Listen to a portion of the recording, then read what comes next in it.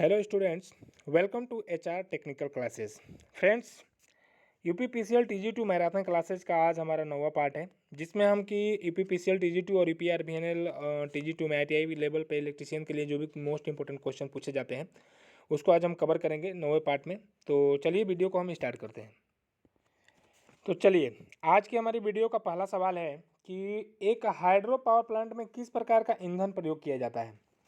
पहले तो ये समझ लीजिए कि हाइड्रो पावर प्लांट होता क्या है। हाइड्रो पावर प्लांट जिसमें वाटर जो होता है, यानी कि पानी की स्टैटिक एनर्जी का प्रयोग करके हम उसको क्या करते हैं, इलेक्ट्रिकल एनर्जी में, यानी कि टरबाइन चलाते हैं। ऊंचे पर से पानी गिराया जाता है टरबाइन पे, टरबाइन की ब्लेडों पे, और टरबाइन की ब्लेडों से जनरेटर कनेक्टेड होता है। जनरेटर को चला के हम बिजली क्या करते हैं, उत्पन्न करते हैं। ये बांध बना के पानी गिराया जाता है यहाँ से। तो अब इसमें सोचिए कि ईंधन कहाँ प्रयोग किया जा रहा है। किसी फ्यूल का कंज्यूमशन हुआ क्या, पानी को बांध बना के रोका, पानी टरबाइन पर गिरा और टरबाइन से निकल के फिर नदी में चला गया, जनरेटर से बिजली उत्पन्न होकर आगे चली गई। तो no fuel is used in this process. कोई भी ईंधन प्रयोग नहीं किया तो कोई भी नहीं होगा आपका ऑप्शन। ठीक है। ठीक है, अगला क्वेश्चन दिया हुआ है कि निम्न में से गतिज प्रेरित विद्युत वाहक बल ज्ञात करने का सूत्र क्या है। तो डायनेमिकली इंड्यूस्ड ईएमएफ बोलते हैं इसको। उसका फार्मूला होता है ई बराबर बी एल भी साइन थीटा। बी क्या होता है, फ्लक्स डेंसिटी होता है। एल जो होता है कंडक्टर की लंबाई होती है, और वी जो होता है उसकी वेलोसिटी होती है, और साइन थीटा जो होता है उसका मतलब कि घूमने का एंगल होता है। जैसे कहने का मतलब यह है कि अगर कोई आपका मैग्नेटिक फील्ड है, जैसे मान लीजिए कि ये फ्लक्स क्या हो रहा है, इसमें जा रहा है, और ये आपका कंडक्टर है। ठीक है, इस कंडक्टर को हम क्या कर रहे हैं, किसी प्राइम मूवर से घुमा रहे हैं। प्राइम मूवर वो टरबाइन हो सकती है या फिर कोई मोटर हो सकता है। इससे हम क्या कर रहे हैं, इसको ऐसे घुमा रहे हैं। तो जितना इस फ्लक्स का चुंबकीय क्षेत्र का फ्लक्स डेंसिटी होगा बी, और इस कंडक्टर की जितनी लंबाई होगी एल, और ये कितनी तेजी से घूम रहा है यानी भी, और ये इस जो आपका फील्ड है, ये फील्ड के साथ कितना एंगल बना रहा है। ये जो आपका फील्ड है, जो आपका ये मतलब कि चुंबकीय क्षेत्र है, इसके साथ इस स्थिति पे है तो कितना एंगल बना और कितना वोल्टेज उत्पन्न हुआ। अगर पैरेलल हो गया बिल्कुल तो इस पे कितना आपका मतलब कि वोल्टेज बनेगा, ये इस साइन थीटा पे भी डिपेंड करता है। अगर बिल्कुल सीधा है, 9 परपेंडिकुलर है, तो 90 डिग्री मैक्सिमम वोल्टेज मिलेगा। अगर 0 डिग्री हो गया साइन 0, तो 0 वोल्ट उत्पन्न होगा। तो बी ऑप्शन क्या होगा आपका, सही होगा। अगला है कि बैटरी का अपेक्षित घनत्व का मान किस मान से कम होने पर उसे काम में लेना बंद कर देना चाहिए। देखिए, आपको मालूम होना चाहिए कि जो अपेक्षित घनत्व है वो आपका 1.15 से लेके और 1.26 तक, मतलब इसके बीच में वैरी करता है। अगर बैटरी बिल्कुल डिस्चार्ज हो जाएगी तो उसकी वैल्यू हो जाएगी 1.15। अगर बिल्कुल फुल है तो वो 1.26, यानी कि इसको हम कभी कभी 1150 या 1260 भी बोलते हैं। ठीक है, दशमलव हटाने के बाद। तो जब बैटरी की वैल्यू, बैटरी का अपेक्षित घनत्व का मान 1.18 से कम हो जाए, लगभग मतलब वो बिल्कुल डिस्चार्ज के करीब आ जाए, तो वहाँ के बाद बैटरी को लोड देना बंद कर देना चाहिए। बैटरी को यूज करना बंद कर देना चाहिए, उसको चार्ज में कर लेना चाहिए। इससे क्या होगा कि बैटरी की इफिशियंसी पे प्रभाव पड़ता है। अगर इससे भी आप क्या करते हैं, कम पे मतलब यूज करते हैं लगातार, बिल्कुल बैटरी को ड्रेन कर दिया, तो ड्रेन कर देंगे तो बैटरी की इफिशियंसी पे क्या होगा, प्रभाव पड़ेगा। ठीक है, तो 1.18 से कम पे आप प्रयोग नहीं करेंगे। ठीक, अगला क्वेश्चन दिया हुआ है कि 1 जूल प्रति सेकेंड बराबर होता है। तो 1 जूल प्रति सेकेंड 1 वाट के बराबर होता है। ये कई बार पिछले वीडियो में भी कई बार डिस्कस कर चुके हैं, ये मतलब रिपीट करने के लिए एक प्रकार का हमने क्वेश्चन ले लिया इसको। अगला क्वेश्चन है कि 20 ओम प्रतिरोध का एक तार है, 20 ओम प्रतिरोध का तार है, उसकी लंबाई बढ़ाकर 4 गुना कर दिया जाता है, और उसका कटाक क्षेत्रफल यानी कि क्रॉस सेक्शन एरिया आधा कर दिया जाता है। तो उसका नया प्रतिरोध क्या होगा। देखिए, फार्मूला क्या होता है, आर बराबर rho into L by A. तो रो को हटा दीजिए तो R is directly proportional to L by A हो गया। तो आपका पहले प्रतिरोध बढ़ा लंबाई बढ़ा के कितना कर दिया गया, 4L कर दिया गया।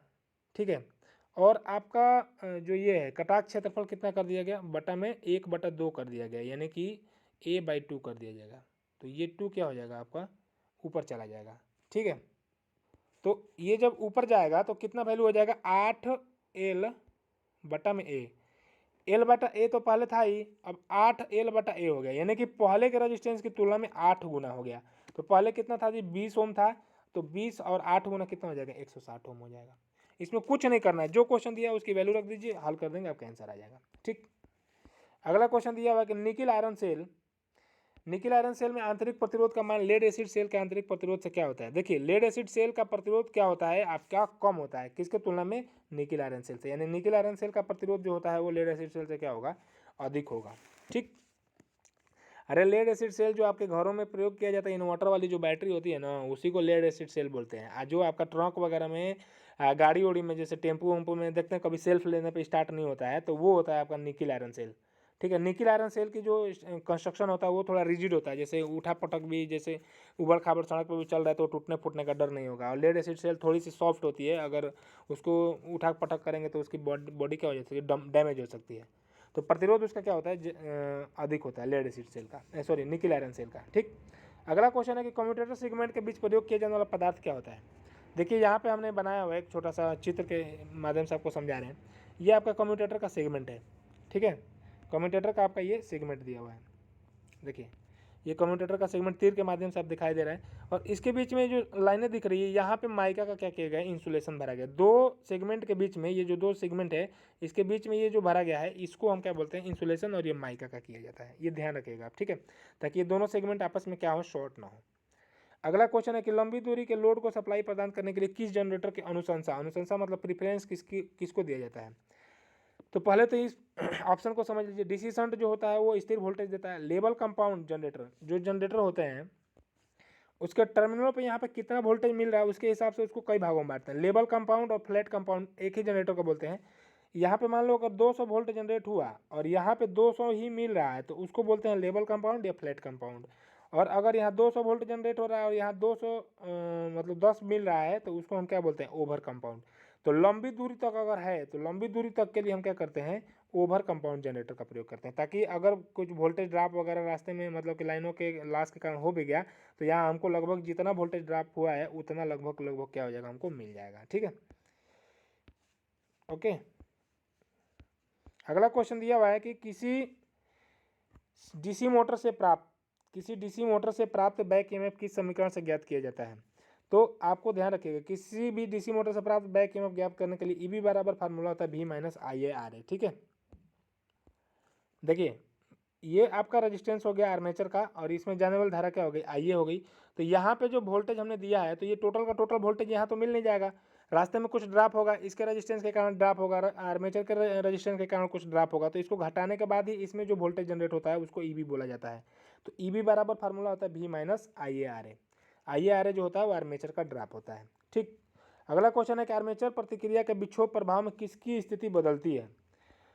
तो देखिए कभी भी जो आपका जनरेटर होता है, एक जनरेटर हो गया तो इसको एक एक्सिस मान लिया जाता है। यहाँ पे MNA मैग्नेटिक न्यूट्रल एक्सिस जिसको बोलते हैं चुंबकीय उदासीन अक्ष, और यहीं पे होता है क्या आपका GNA जियोमेट्रिकल न्यूट्रल एक्सिस, यानी कि बोलते हैं ज्यामितीय उदासीन अक्ष। तो कभी भी अगर आपका आर्मेचर रिएक्शन हो रहा है तो जो MNA है यही अपनी स्थिति को क्या करता है, चेंज करता है। तो कभी भी आर्मेचर प्रतिक्रिया के प्रभाव से MNA की स्थिति बदलती है, चुंबकीय उदासीन अक्ष मैग्नेटिक न्यूट्रल एक्सिस की स्थिति बदलती है, ये आप ध्यान रखिएगा। अगला क्वेश्चन हो कि दिया है कि कम समय में अधिक धारा पर बैटरी को चार्ज करने की विधि क्या कहलाती है। तो कम समय में अधिक धारा पर बैटरी को चार्ज करना है तो उसको बोलते हैं बूस्ट चार्जिंग, मतलब कि अधिक करंट देके थोड़े समय के लिए उसको क्या कर दिया जाएगा, चार्ज कर दिया जाएगा, उसको बूस्ट चार्जिंग। और धीरे करंट देकर लंबे समय तक चार्ज करेंगे तो होता है ट्रिकल चार्जिंग। स्थिर करंट पर चार्ज करेंगे, स्थिर करंट चार्जिंग, वोल्टेज को मान कंस्टेंट कर देंगे तो स्थिर वोल्टेज। ठीक है, आगे क्वेश्चन दिया हुआ है कि किसी चालक का प्रतिरोध उसकी लंबाई के होता है तो R इक्वल टू ρL/A सीधे समानुपाती होता है, तो ए ऑप्शन सही हो जाएगा। अगला क्वेश्चन है कि डीसी मोटर की गति निम्न में से किस कारक पर निर्भर नहीं करती है। तो गति की बात अगर करें तो अभी हमने एक ठीक इसके पीछे वाले वीडियो में हमने बताया था कि N बराबर फार्मूला होता है 60 AEB बटा में P5Z। तो स्पीड जो होती है उसकी किस पे डिपेंड कर रही है, बैक ईएमएफ पे डिपेंड कर रही है, ईबी पे डिपेंड कर रही है, लोड पे डिपेंड कर रही है। लोड जब बढ़ेगा तो स्पीड कम हो जाएगी, हालांकि इस फार्मूले में नहीं है। और फ्लक्स के मान पे डिपेंड कर ही रही है, कम्यूटेटर पे डिपेंड करने कोई मतलब ही नहीं है, कम्यूटेटर पे नहीं डिपेंड करती। डी ऑप्शन सही हो जाएगा। ठीक है, अगला क्वेश्चन है कि दो अर्थों के बीच की न्यूनतम दूरी कितनी होनी चाहिए। तो दो अर्थिंग के बीच में, एक अर्थिंग यहाँ हो गई और एक अर्थिंग हो गई, तो इसके बीच की मिनिमम जो डिस्टेंस होती है वो 5 मीटर से कम नहीं होनी चाहिए। ठीक है, कहीं कहीं पे आपको 6 मीटर भी देखने को मिलेगा, यहाँ पे अकॉर्डिंग टू ऑप्शन 5 मीटर सही हो जाएगा। अगला क्वेश्चन दिया हुआ कि एडी करंट के मान को कम करने के लिए कोर रखी जाती है, लेमिनेट कर देंगे कोर को तो एडी करंट का मान क्या हो जाता है, कम हो जाता है। ठीक है, अगला क्वेश्चन है, लेमिनेशन करने का मतलब ये है कि जैसे ये आपका एक कोर हो गया, ठीक है, इसको पतली पतली पत्तियों के रूप में क्या कर दिया जाएगा जी, काट दिया जाएगा, एकदम पतली पतली पत्तियों। जीरो, इसकी मोटाई कितनी होती है, 0.25 से 0.3 mm होती है, ठीक है। इस पत्तियों में काट देंगे, इसी को क्या बोलते हैं, लेमिनेशन बोलते हैं। लेमिनेट कर दिया जाएगा तो ईडी करंट लॉस का मान क्या हो जाता है, कम हो जाता है। अगला क्वेश्चन है कि कार्बन ग्रेफाइट ब्रश कितने वोल्टेज का ड्रॉप करता है, 1 वोल्ट करता है, ये याद रख लीजिएगा। न्यूट्रल तार का रंग कैसा होता है, पीला। पीला अगर बोल देंगे तो आपको भरोसा होगा, नहीं जी, काला होता है। तो न्यूट्रल तार का रंग कैसा होगा, काला होता है। घर में भी यूज करते हो तो नहीं देखते हो। अगला क्वेश्चन है कि विद्युत चुंबक का प्रयोग निम्न में से किस उपकरण में नहीं कर सकते हैं, तो कंपास। कंपास कहाँ यूज किया जाता है, डायरेक्शन ज्ञात करने के लिए यूज करते हैं, तो कंपास में विद्युत चुंबक का प्रयोग नहीं करते हैं, परमानेंट मैग्नेट यूज किया जाता है, ठीक। अगला क्वेश्चन है कि मेगर से जनरेटर के इंसुलेशन की जांच करने पर उसका पठांक 0 आता है, इसका क्या मतलब है, रेजिस्टेंस का वैल्यू 0, बिल्कुल ये जो पॉइंटर है 0 पे आकर रुक गया, ये इनफाइनाइट 0 पे अगर रुक जा रहा है तो इसका मतलब ये है कि जो उसकी वाइंडिंग है वो क्या है, शॉर्ट सर्किट है या अर्थ है, ठीक है। तो ए ऑप्शन आपका क्या होगा, सही होगा।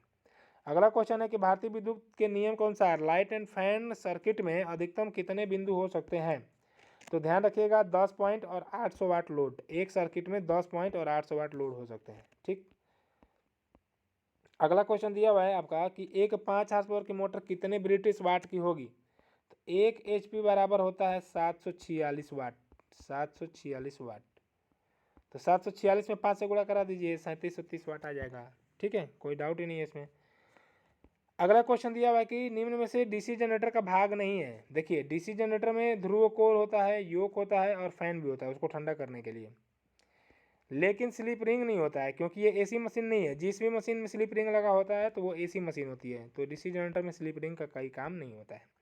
अगला क्वेश्चन है कि अधिक वोल्टेज प्राप्त करने के लिए आर्मेचर को लपेटा जाता है,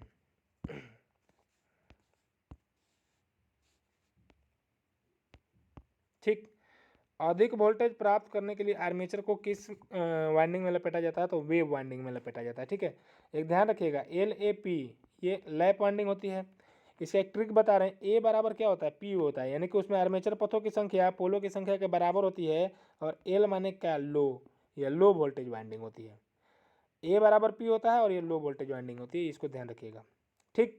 अगला क्वेश्चन है कि डीसी मोटर स्टार्टर में ओवरलोड कॉइल जोड़ी जाती है, तो ओवरलोड कॉइल का काम क्या होता है, ओवरलोड कॉइल का काम होता है कि जब भी मोटर पे लोड बढ़े, मोटर पे जब भी ये आपका मोटर हो गया, मोटर पे जब भी लोड बढ़ेगा तो उस सर्किट को क्या कर दे, ट्रिप कर दे। तो यहाँ पे ओवरलोड कॉइल क्या कर दी जाती है, लगाई जाती है, एक ऐसे मतलब सिंबलिक रिप्रेजेंटेशन कर दे रहे हैं।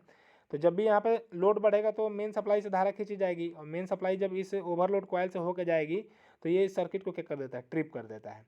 इसीलिए ओवरलोड कॉइल को कभी भी जो आपका सप्लाई है, सप्लाई के सीरीज में जोड़ा जाता है, ठीक। अगला क्वेश्चन दिया हुआ है कि निम्न में से किस पदार्थ से अस्थायी चुंबक नहीं बनाया जा सकता है, तो परमानेंट मैग्नेट बनाने के लिए नरम लोहा का प्रयोग नहीं करते हैं, क्योंकि उसका जो वो होता है रेजिडुअल मैग्नेटिज्म होता है, या रिटेंटिविटी बोलते हैं जिसको, धारण क्षमता होता है, वो बहुत कम होता है। तुरंत ही वो क्या हो जाएगा, चुंबक बनाएंगे और कुछ समय बाद वो उसका पावर खत्म हो जाएगा। हाँ, हार्ड स्टील का यूज कर सकते हैं, निकिल कबाल्ट मिश्र धातु का, इसको हम परमानेंट मैग्नेट बना सकते हैं। एल्निको से भी परमानेंट मैग्नेट बनाया जाता है, एल्यूमिनियम निकिल कोबाल्ट इसको बोलते हैं, ठीक है। अगला क्वेश्चन है कि प्रतिरोध ताप गुणांक अल्फा से प्रदर्शित करते हैं का मात्रक क्या होता है, प्रति डिग्री सेंटीग्रेड होता है, ये ध्यान रखिए, प्रति डिग्री सेंटीग्रेड इसका मात्रक होता है, किसका, प्रतिरोध ताप गुणांक का। अगला क्वेश्चन है कि एक पीको का मान कितना होता है, 10⁻⁻12, इसमें कुछ बताने जैसा तो है नहीं, ठीक है। तो ये था आज का हमारा सेशन, जिसमें हमने मोस्ट इंपॉर्टेंट क्वेश्चन को डिस्कस किया। बाकी अगर आपको कोई डाउट हो तो कमेंट सेक्शन में पूछिए। फ्रेंड्स, हमारे इस वीडियो को शेयर कीजिए, अपने लाइक कीजिए और सब्सक्राइब कर लिए तो और दोस्तों से भी करवाइए, ताकि हमारा भी मनोबल बढ़ता रहे और आपके लिए वीडियो लेते आ रहे हैं। और हम प्रीवियस ईयर के भी क्वेश्चन डालने वाले हैं, अगर आपको मतलब कि इसमें डालते हैं, कमेंट सेक्शन में बताते हैं तो हम प्रीवियस ईयर का क्वेश्चन डालेंगे आपके लिए, EPPCL TG2 के लिए, ठीक है। मिलते हैं अगले वीडियो में नेक्स्ट टॉपिक के साथ, तब तक के लिए जय।